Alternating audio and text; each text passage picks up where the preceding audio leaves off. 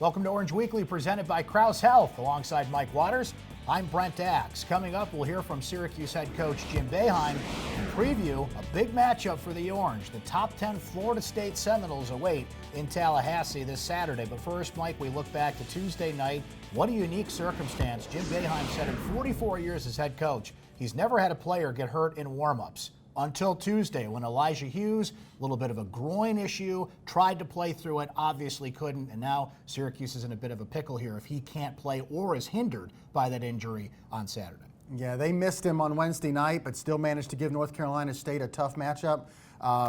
Joe Girard and Quincy Guerrier really stepped into the void.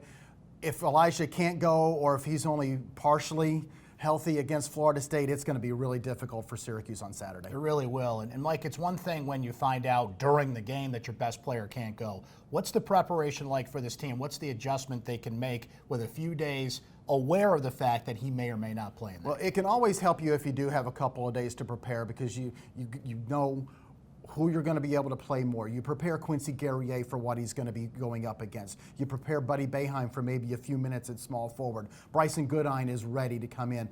When it happens like it did in warm-ups and then he comes off the floor just 3 minutes in the game, that's like an emergency situation, and they're just handing out life jackets.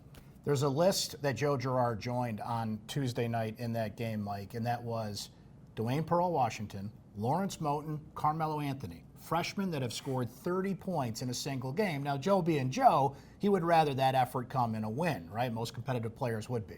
That's still pretty impressive.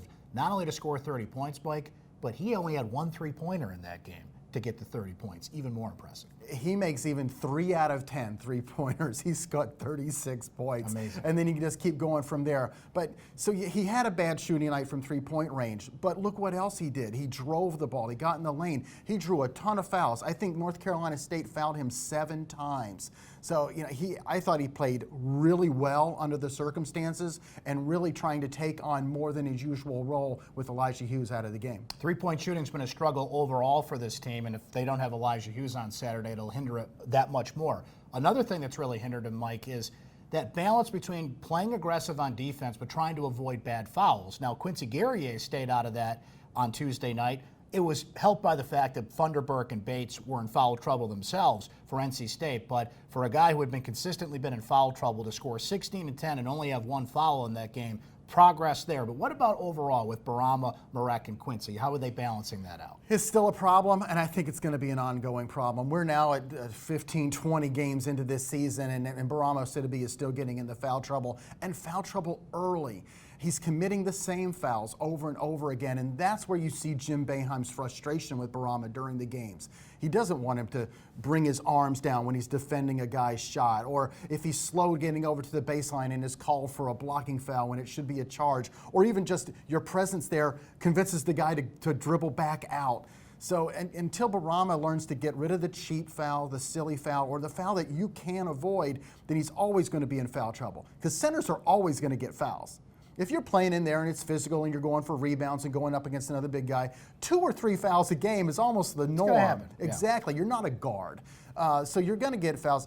The silly fouls are the ones that get both Boeheim and Marek in the foul trouble. Boeheim has fouled out of 4 straight games. He's had 4 or more fouls in 7 straight games. Well, Syracuse is going to have to stay out of foul trouble, hit their three-point shots, and everything against a really good Florida State team. We'll preview the Seminoles coming up. But first, let's hear from head coach Jim Boeheim. It's time for Syracuse Soundbites. Hopefully we get Elijah back. We'll see. We don't know what's going to happen with him, so we won't know until probably Saturday whether he'll be able to go. But just things like that happens. It's unusual. I've never had a player in 44 years get hurt in the warm-ups, but first time for everything, I guess.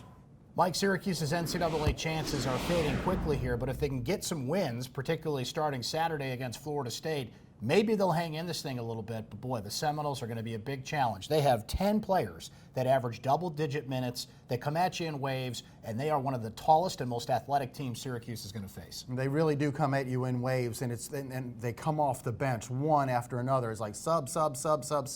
Leonard Hamilton's philosophy is he recruits these guys, he's going to play them, and he tries to develop them by getting the younger players minutes throughout the season.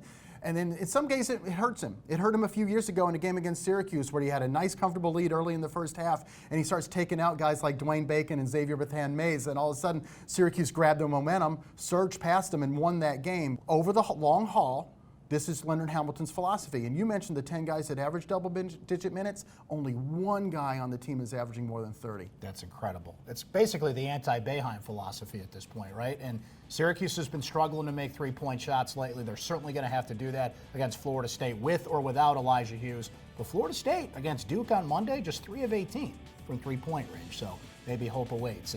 But Georgia Tech's beating Louisville this week in the ACC. I mean, you just never know in this league. We'll see how it goes on Saturday for the Orange. Well, that is Orange Weekly, presented by Krause Health. For Mike Waters, I'm Brent Axe. We'll talk to you next time.